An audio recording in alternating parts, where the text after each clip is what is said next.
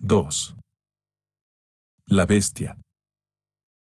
18 de noviembre de 1998. Para nuestro método, que consiste en partir de los caminos y las maneras a través de los cuales el siglo se relaciona consigo mismo, el poema, El siglo, del poeta ruso Osip Mandelstam constituye sin duda alguna un documento ejemplar. Tanto más cuanto que data de la década de 1920, luego de la guerra de 1914 y durante los primeros años del poder bolchevique. Mandelstam, 8, es hoy reconocido como uno de los más grandes poetas del siglo. Desde luego, no ocurría lo mismo en los años que nos ocupan. No es, sin embargo, un escritor oscuro. Ha pasado por el frenesí formal de las escuelas poéticas de la preguerra y, a su manera, es también un hombre de la guerra y la revolución. Los sucesos violentos e inauditos de su país lo afectan y suscitan su meditación poética. En la década de 1930 será, por cierto, una suerte de artista insurrecto contra el despotismo estalinista, sin contemplar jamás la posibilidad de que su destino esté en otra parte que en la Unión Soviética ni convertirse en un verdadero opositor político. Su juicio está siempre adosado a la poesía o al pensamiento muy sutil que la rodea. Es detenido una primera vez en 1934 después de escribir un poema sobre Stalin, 9. Es más una especie de advertencia sardónica y amarga que un poema de crítica política. Mandelstam, hombre imprudente, hombre de ingenua confianza en el pensamiento, muestra ese poema a una docena de personas, quizás 8 o 9 más de lo debido. Todo el mundo lo cree perdido, pero queda en libertad luego de una intervención personal del jefe. Se trata de uno de los efectos teatrales que, en beneficio de los artistas, complacen a los déspotas. Stalin telefonea a Pasternak en plena noche para preguntarle si Mandelstam es verdaderamente un gran poeta de la lengua rusa. Ante la respuesta afirmativa del escritor, la muy probable deportación mortal se transforma en residencia vigilada. Sin embargo, esto es solo un aplazamiento.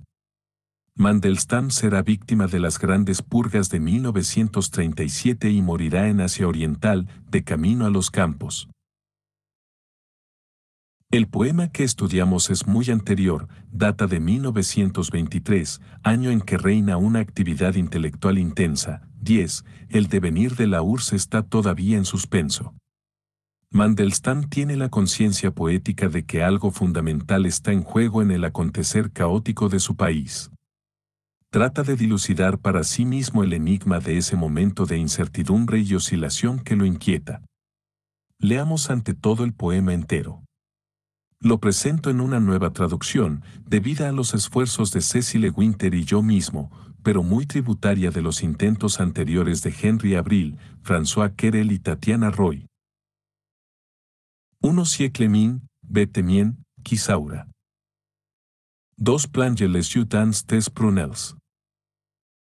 3 et coller de son sang. 4 les vertebres des deux époques. 5 les sang batiseur flats. 6 de gorger des choses terrestres. 7 le vertebrer fremita peine. 8 auseuil des churs nouveaux. 9 tant que via iti la creature. 10 doites e chiner jusquo baut. 11 et la vague jove. 12 de el invisible vertebration.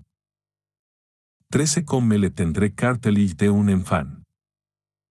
14 est le siècle dernier né de la terre. 15 en sacrifice une fois en coré, comme ele agneau. 16 est offert les inciput de la viernes. 17 por arracher les siècles a prisen. 18 por commencer un monde nouveau. 19 les genox des churs nouveaux. 20 il faut que la flûte les unisse. 21 c'est est le siècle sinon qui agite la vague. 22 selon la tristesse humaine. 23 etans el herbe respire la vipere. 24 au rythme d'or du siècle. 25 une fois encore les bergens bond gonfler. 26 la pus verte baja y 27 masta vertebre est brisé. 28 mon pauvre et beau siècle. 29 et avec un sura ir insensé. 30 tu regards en arrière, cruel et faable. 31 com me halle l'autre fois une bête. 32 les traces de ses propres pas. Un siglo mío, bestia mía, ¿quién sabrá? 2 hundir los ojos en tus pupilas. 3 y pegar con su sangre. 4 las vértebras de las dos épocas. 5 el constructor de sangre a mares. 6 vomita cosas terrestres. 7 el vertebrador se estremece apenas. 8 en el umbral de los días nuevos. 9 mientras vive, la criatura. 10 debe deslomarse hasta el final. 11 y la ola juega. 12 con la invisible vertebración. 13 como el tierno cartílago de un niño. 14 es el siglo recién nacido de la tierra. 15 una vez más en sacrificio, como el cordero. 16 se ofrece el sincipucio de la vida. 17 para arrancar al siglo de su prisión. 18 para comenzar un mundo nuevo. 19 las rodillas de los días nudosos. 20 debe unirlas la flauta. 21 es el siglo, si no, el que agita la ola. 22 según la tristeza humana. 23 y en la hierba respira la víbora. 24 al ritmo de oro del siglo. 25 otra vez se hincharán las yemas. 26 y brotará el retoño verde. 27 pero tienes la vértebra quebrada. 28 pobre y bello siglo mío. 29 y con una sonrisa insensata. 30 miras hacia atrás, cruel y débil. 31 como ágil, antaño, una bestia. 32 las huellas de sus propios pasos. 1. La figura fundamental del poema, la que prescribe su sentido, es la figura de la bestia, con la cual comienza y termina el texto. El siglo, ese siglo apenas iniciado, pero que en Rusia ha impuesto un corte mucho más radical que en otros lugares, es una bestia. Y el poema va a radiografiarlo, a producir la imagen del esqueleto, la osamenta. Al principio es una bestia viva. Al final, observa su huella. Entre uno y otro, la cuestión decisiva es la vertebración, la solidez de la espina dorsal de la bestia. ¿Qué propone todo esto al filósofo? El poema intenta construir una visión orgánica y no mecánica del siglo. El deber del pensamiento es subjetivar el siglo como composición viviente. Pero todo el texto muestra que la cuestión de la vida de esa bestia es incierta. El poema pregunta, ¿en qué sentido podemos considerar que un siglo está vivo? ¿Qué es la vida del tiempo? ¿El nuestro es el siglo de la vida o de la muerte? Nietzsche en lengua alemana, Bergson en lengua francesa y Portador, en comparación con el loco de Turín, de nuestra moderación nacional, son los verdaderos profetas de este tipo de cuestiones. Exigen, en efecto, que de toda cosa se elabore una representación orgánica unificada. Se trata de romper con los modelos mecánicos o termodinámicos propuestos por el cientificismo del siglo XIX.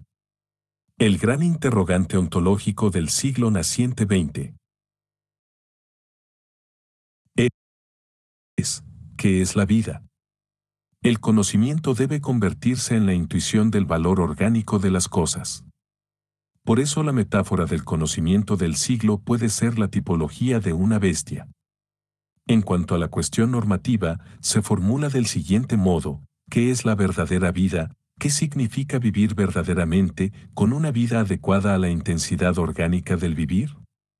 Este interrogante atraviesa el siglo en relación con la cuestión del hombre nuevo, del que el superhombre de Nietzsche es una anticipación. El pensamiento de la vida interroga la fuerza del querer vivir. ¿Qué es vivir según un querer vivir?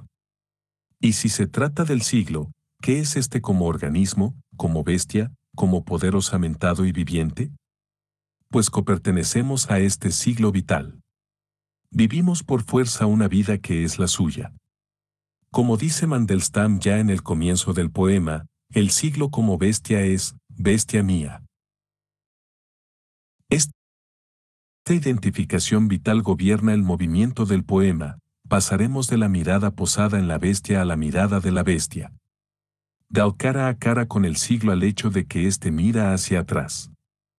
El pensamiento poético del tiempo consiste, aun cuando las cosas se vean con los propios ojos, en verlas con el ojo del siglo mismo. Tocamos aquí el historicismo asombroso de toda la modernidad, un historicismo que se instala incluso en el vitalismo del poema. Es que vida e historia son dos nombres de una misma cosa, el movimiento que arrebata de la muerte, el devenir de la afirmación. ¿Qué es, en definitiva, esa problemática narrativa y ontológica que recorrió el siglo, la problemática de la vida? ¿A qué se opone? A la idea de que la filosofía es una sabiduría personal. No, dice el siglo, al menos hasta la Restauración, que comienza alrededor de 1980. No, no hay sabiduría individual. Bajo los términos apareados de vida e historia, el pensamiento siempre se relaciona con mucho más que el individuo. Está en relación con una bestialidad mucho más poderosa que la del simple animal humano. Y esa relación impone una comprensión orgánica de lo que es, una comprensión frente a la cual puede ser justo sacrificar al individuo. En ese sentido, el siglo es el del animal humano, como ser parcial trascendido por la vida. ¿Qué animal es el hombre? ¿Cuál es el devenir vital de este animal? ¿Cómo puede concordar más profundamente con la vida o la historia? Estas preguntas explican la fuerza, en el siglo, de las categorías que exceden la singularidad, la categoría de clase revolucionaria, proletariado, Partido Comunista. Pero también, es preciso reconocerlo, el peso interminable de las cuestiones raciales. El poema no cede a ese tipo de trascendencia, pero anuda con firmeza el siglo a la imagen de los recursos vitales de una bestia. 2. ¿Quién sabrá hundir los ojos en tus pupilas? La cuestión del cara a cara es la cuestión heroica del siglo. ¿Puede uno mantenerse en pie frente al tiempo histórico? Se trata de mucho más que de estar en el tiempo de la historia. Para mirar fijamente al siglo bestia es preciso tener una capacidad subjetiva muy superior a la que simplemente marcha a la par de su época. El hombre del siglo debe sostenerse frente a la masividad de la historia, debe sostener el proyecto prometeico de una posibilidad de comparación entre el pensamiento y la historia. La idea hegeliana del siglo XIX consiste en entregarse al movimiento de la historia, abandonarse a la vida del objeto. Punto 11. La idea del siglo XX es confrontarse con la historia, dominarla políticamente. Pues luego de la guerra de 1914 a 1918 ya nadie puede confiar en ella, al extremo de abandonarse al supuesto progreso de su movimiento. Como subjetividad, la figura de la relación con el tiempo se convirtió en una figura heroica, aun cuando el marxismo todavía arrastrara, sin destinarla a uso alguno, la idea de un sentido de la historia. Entre el corazón del siglo XIX y el comienzo del pequeño siglo XX, entre 1850 y 1920, se pasa del progresismo histórico al heroísmo político histórico, porque se pasa, tratándose del movimiento histórico espontáneo, de la confianza a la desconfianza. El proyecto del hombre nuevo impone la idea de que vamos a obligar a la historia, a forzarla. El siglo XX es un siglo voluntarista. Digamos que es el siglo paradójico de un historicismo voluntarista. La historia es una bestia enorme y poderosa, nos supera y, sin embargo, es preciso sostener su mirada de plomo y obligarla a servirnos. El problema del poema, que es también el problema del siglo, radica en el lazo entre el vitalismo y el voluntarismo, entre la evidencia del poderío bestial del tiempo y la norma heroica del cara a cara. ¿Cómo se anudan en el siglo la cuestión de la vida y la del voluntarismo? También aquí Nietzsche es profético con su voluntad de poder. El filósofo develó la dialéctica mayor entre vida y voluntad. Hay una tensión muy grande entre ambas, cuyo símbolo se encuentra en el hecho de que, con respecto a lo ocurrido en el siglo, los actores protagónicos siempre sostuvieron que correspondía a una necesidad vital, una coacción histórica y, al mismo tiempo, que sólo podía alcanzarse por una voluntad tensa y abstracta. Existe una especie de incompatibilidad entre la ontología de la vida, homogénea, a mi juicio, a la ontología de la historia y la teoría de la discontinuidad voluntarista. Pero esa incompatibilidad constituye la subjetividad activa de la bestia siglo. Como si la continuidad vital solo pudiera cumplir sus propios fines en la discontinuidad voluntarista. Desde un punto de vista filosófico, la cuestión es sin duda la de la relación entre vida y voluntad, que está en el centro del pensamiento de Nietzsche. La superhumanidad nietzscheana es la afirmación integral de todo, el mediodía dionisíaco como puro despliegue afirmativo de la vida. Y al mismo tiempo, en una angustia que se acelera a partir de 1886 a 1887, Nietzsche comprende que esa afirmación total es también una ruptura absoluta y que es preciso, según sus propias palabras, romper en dos la historia del mundo. Punto 12. Lo que debemos ver es que la imposición de un heroísmo de la discontinuidad a la continuidad vital se resuelve, políticamente, en la necesidad del terror. La cuestión subyacente es la relación entre vida y terror. El siglo sostuvo sin estremecerse que la vida solo cumplía su destino, y su designio, positivo a través del terror. De allí una suerte de reversión entre la vida y la muerte, como si ésta no fuera sino el medio de aquella. El poema de Mandelstam está recorrido por esa indecidibilidad entre una y otra. 3. La gran cuestión planteada por el poema a la bestia siglo es la de su vertebración. ¿Cuál es su osamenta? ¿Cómo se sostiene? Vértebra, cartílago, sincipucio. Es la cuestión de la consistencia del siglo, un punto muy sensible en la metafórica de Mandelstam y que también ocupa un gran lugar en otro magnífico poema consagrado al tiempo y al sujeto del tiempo, el poema titulado Aquel que ha encontrado una herradura. El poeta dice tres cosas aparentemente contradictorias de esa osamenta de la bestia, de esa consistencia del tiempo histórico. La osamenta es pesada, aplastante, nudosa, versos 3 a 4, 19. En filigrana, la radiografía revela una pesadez esencial. Antaño la bestia era ágil, verso 31, pero ya no lo es. En 1923 se acaba de salir de la carnicería de 1914 a 1918 y en Rusia, peor aún, de la guerra civil y el comunismo de guerra. La esencia del siglo bestia es la vida, pero una vida que vomita sangre y muerte.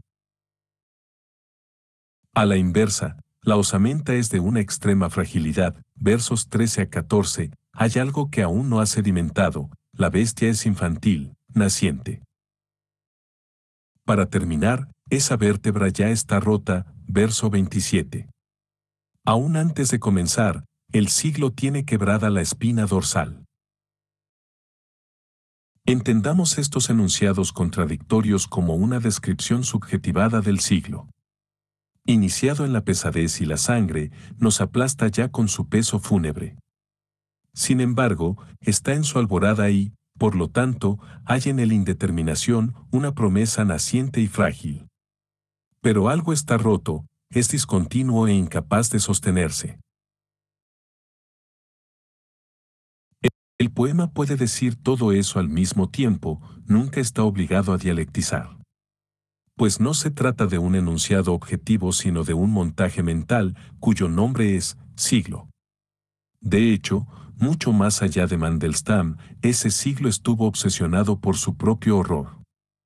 Es un siglo que se sabe sangriento, sobre todo desde la guerra de 1914, que fue un trauma inconcebible. Ese conflicto se vivió como algo distinto de una guerra, la expresión carnicería aparece muy pronto. Carnicería quiere decir matanza, consumo liso y llano de la vida de los hombres, por millones. Pero es igualmente cierto que el siglo se piensa como comienzo de una nueva era, infancia de la verdadera humanidad, promesa. Hasta los exterminadores se presentaron bajo el signo de la promesa y el comienzo. Prometieron la edad de oro, la paz de 1000 años. En efecto, la subjetividad del siglo organiza de manera completamente novedosa la relación entre fin y comienzo. El poema de Mandelstam justapone estas dos ideas. Para arrancar al siglo de su prisión. Para comenzar un mundo nuevo. El siglo es al mismo tiempo prisión y nuevo día, un dinosaurio condenado o una joven bestia naciente. Resta leer el sentido de la fractura, del espinazo roto. Pero tienes la vértebra quebrada. Pobre y bello siglo mío. La idea atravesó todo el siglo, que su oportunidad ya había pasado. Que solo podía emprender una penosa reparación de su propia impotencia. Justamente por ser vitalista, el siglo indaga en su vitalidad y duda con frecuencia de ella. Justamente por ser voluntarista, evalúa las insuficiencias de su voluntad. Se asigna objetivos tan grandiosos que se convence con facilidad de su incapacidad de alcanzarlos. Se pregunta entonces si la verdadera grandeza no está detrás de sí. La nostalgia lo acecha constantemente, el siglo tiende a mirar hacia atrás. Cuando cree haber perdido ya su energía, se representa a sí mismo como una promesa incumplida. Vitalismo, la bestia poderosa, voluntarismo, sostenerse frente a él, nostalgia, ya todo ha pasado y las energías faltan no son contradicciones. Es lo que el poema describe en 1923 como subjetividad del pequeño siglo que comienza. La osamenta nudosa, el cartílago infantil y la vértebra rota designan el siglo alternativamente condenado, exaltado, añorado. 4. Pero si miramos hacia atrás vemos el siglo XIX y planteamos a la sazón una cuestión fatídica, una cuestión particularmente central en la identificación del siglo, su relación con la centuria precedente. Nos preguntamos: ¿quién podrá pegar con su sangre las vértebras de las dos épocas?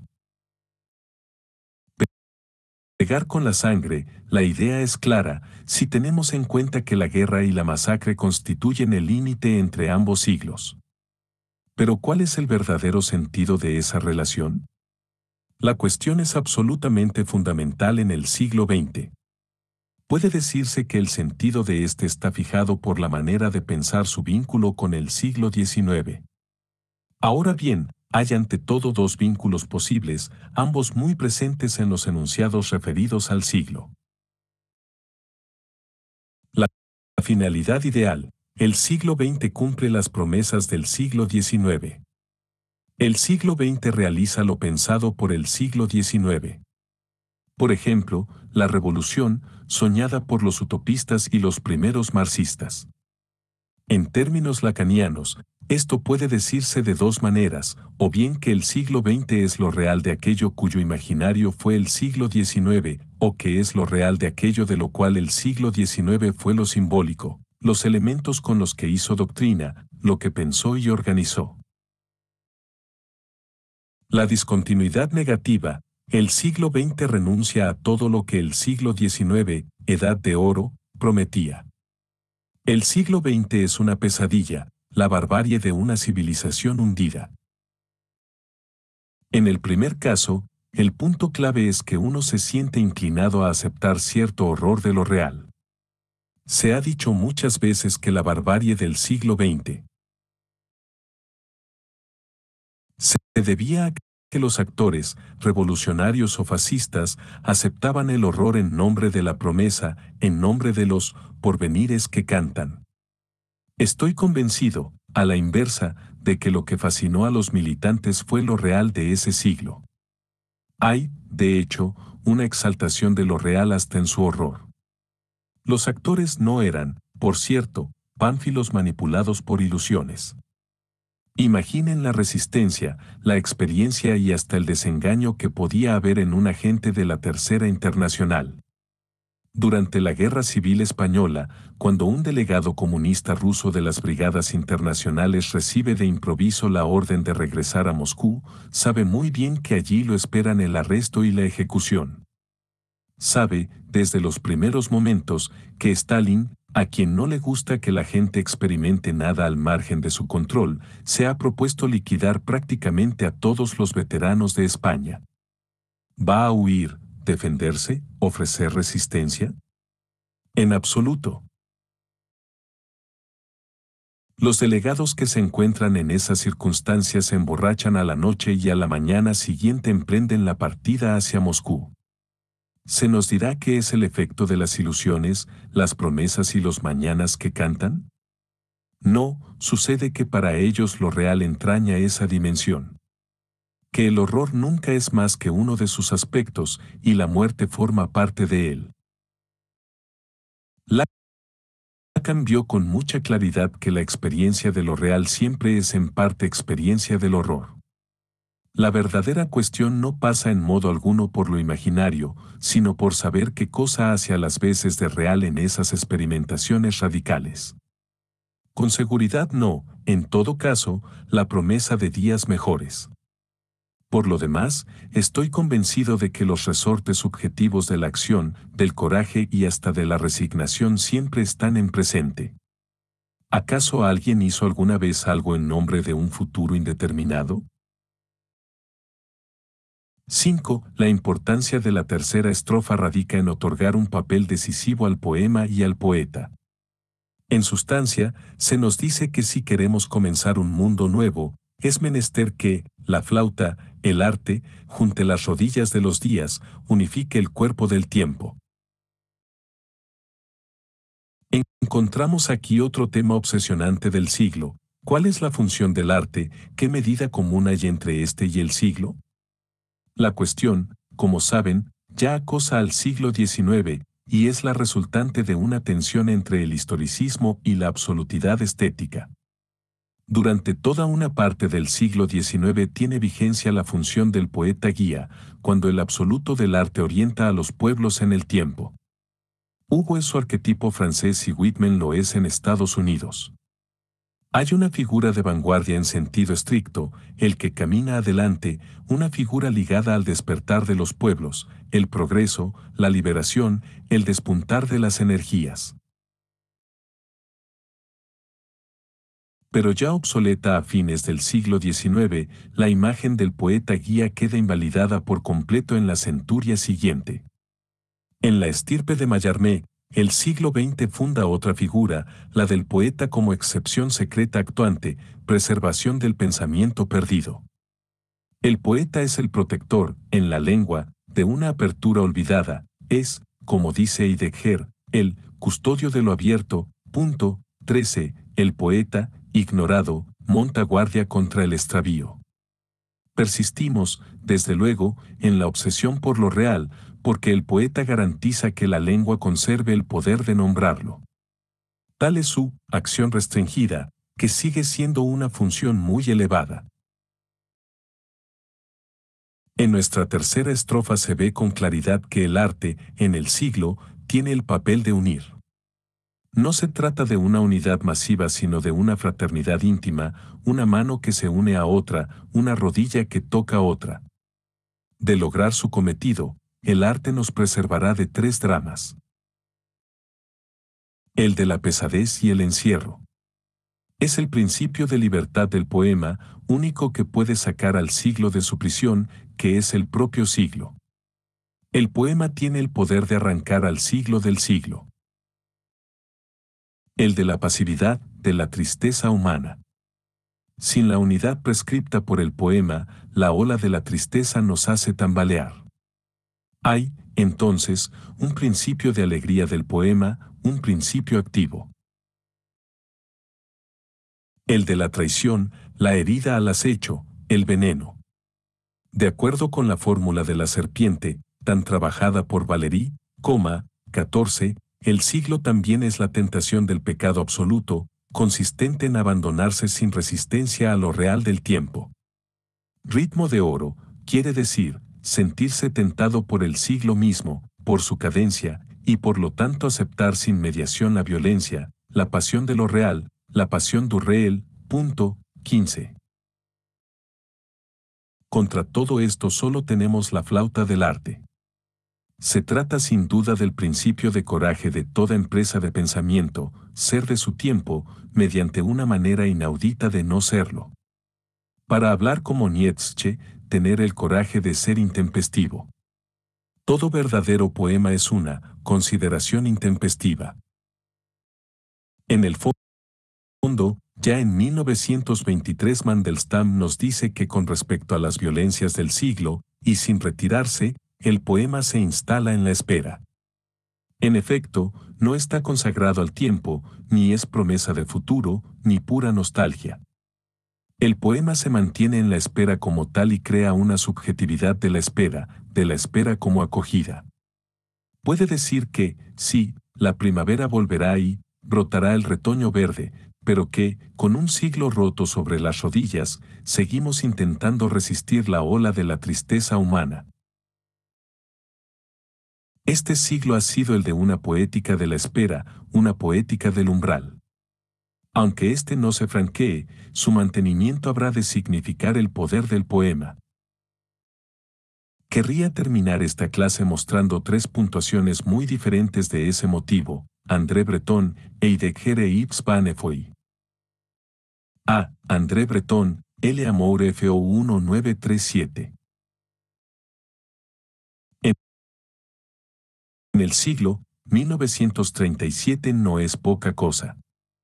Es un año metonímico en el cual se organiza algo esencial. Es un concentrado absoluto, dado en su esencia, en el exceso de su esencia, del terror estalinista. Pues es el año de lo que se ha denominado, el Gran Terror.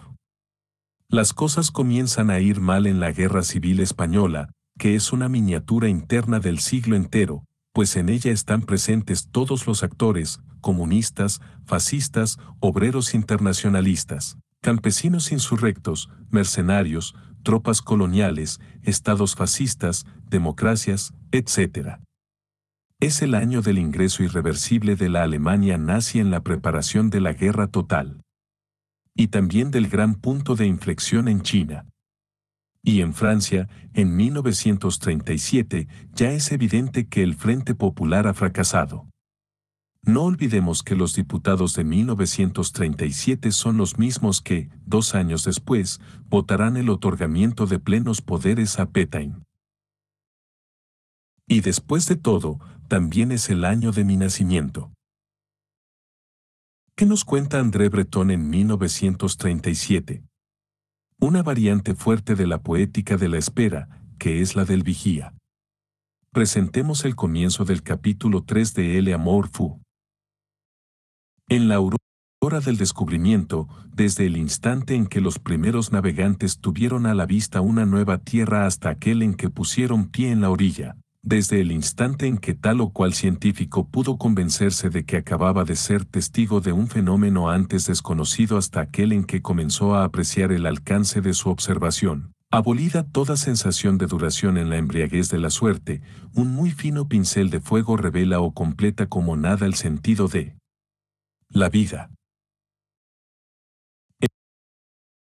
El surrealismo siempre ha aspirado a ese estado particular del espíritu, desdeñando en última instancia la presa y la sombra por lo que ya no es sombra y aún no es presa, una y otra fundidas en un relámpago único.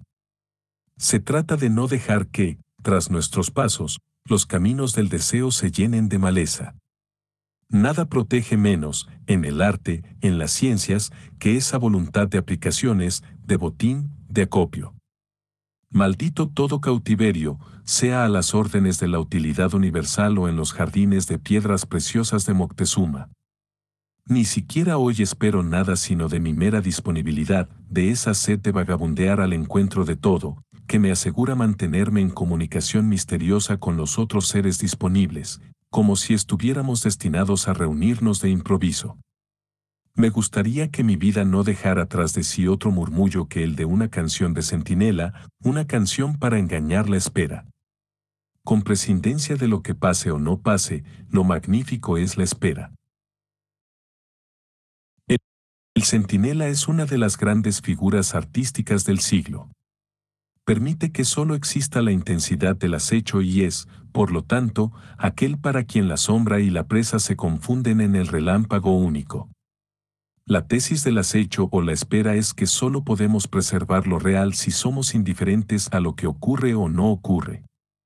Es una de las tesis fundamentales del siglo, la espera es una virtud cardinal, porque es la única forma existente de indiferencia intensa.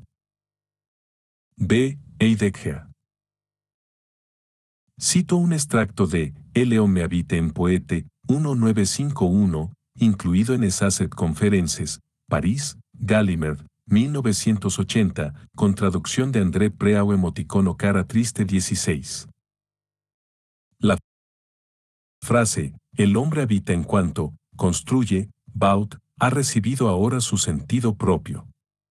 El hombre no solo habita en cuanto se limita a organizar su morada en la tierra, bajo el cielo, a rodear de cuidados, como labrador, Bauer, las cosas que crecen, y al mismo tiempo a levantar edificios. El hombre solo puede construir así si ya habita, baut, en el sentido de la toma de medida del poeta. El verdadero habitar, bauen, acontece cuando hay poetas, cuando hay hombres que toman la medida de la arquitectónica, de la estructura de la habitación. Hay un desprecio poético por todo lo que es instalación, cosecha, presa, que se constata en toda la poética del siglo. La cuestión pasa por sostener la espera, la vigilancia pura. Todo se remite a una condición preliminar, que es una toma de medida, y ésta termina siempre por darse en la figura del acecho y la custodia. Lo poético como tal consiste en ocupar el umbral, en una reversibilidad entre el franqueamiento y el no franqueamiento. Poder mirar a la vez hacia atrás y hacia adelante. El siglo de los poetas es el siglo umbral, sin franqueamiento alguno. La idea aparece en la última estrofa de Mandelstam. Hay sin duda una novación, las cosas van a florecer, renacer, pero también hay ruptura, la piedra rota del umbral, en la cual se origina la mirada hacia atrás, la obsesión por las huellas. Adelante hay una promesa que no puede cumplirse, definición de la mujer según Claudel, dicho sea de paso, emoticono cara triste 17, atrás, nada más que nuestras propias huellas. El siglo se vio poéticamente a la vez como imposibilidad de franqueamiento y como el trazado que conduce a él entre dos de la huella y el destino. C. Yves Bonnefoy, Parou la terre finite, en C. qui fut sans lumière 1987. Puisque c'est est la tombée de la nuit que prend son vol l'Élisée de Minerve, c'est est le moment de parler de vous, chemins qui vous faces de cette terre victime. Vous avez le evidence, vous n'êtes plus que l'énigme. Vous inscriviez le temps dans l'éternité, vous n'êtes que du passé maintenant, parou la terre finite, là, devant nous, comme un bord de brave de felas. Puesto que el pájaro de Minerva emprende el vuelo al caer la noche, es hora de hablar de vosotros, caminos que se borran de esta tierra víctima. Habíais sido la evidencia, ya no sois más que el enigma. Inscribíais el tiempo en la eternidad, ahora solo sois pasado, por donde la tierra termina, allí, frente a nosotros, como el borde abrupto de un acantilado. Como ven, Yves Banefoy dice más o menos lo mismo que Mandelstam. El siglo es el tránsito, la movilidad del umbral, pero jamás su franqueamiento. Por lo demás, Banefoy escribió otra colección que lleva el título de Dans le l'Eureducewil en la trampa del umbral. Estamos entre un camino que se borra, CFI de Ger, Olsuege, traducido al francés como Chemins qui en nulle part, 18, y una tierra que termina. El poeta medita entre ambos. A más de medio siglo de distancia reaparece la misma figura, la del poema instalado entre la huella que se borra y el sentimiento de un mundo acabado. No se puede entrar a ninguna parte. ¿Qué ha sucedido que nos lleva a tener ese desplazamiento del umbral? El poema es la fina lámina entre huella y acabamiento. Subjetivamente, nos dice Mandelstam, permanecemos en el umbral con una sonrisa insensata. Sonrisa, ¿por qué estamos en el umbral? Insensata, pues, al ser este infranqueable, ¿por qué sonreír? Vamos de la vida, de la esperanza, sonrisa, a la ausencia de sentido de lo real, insensata. ¿No será esa la máxima subjetiva del siglo? 3. Lo irreconciliado. 6 de enero de 1999. ¿Cómo llamar los últimos 20 años del siglo si no segunda restauración?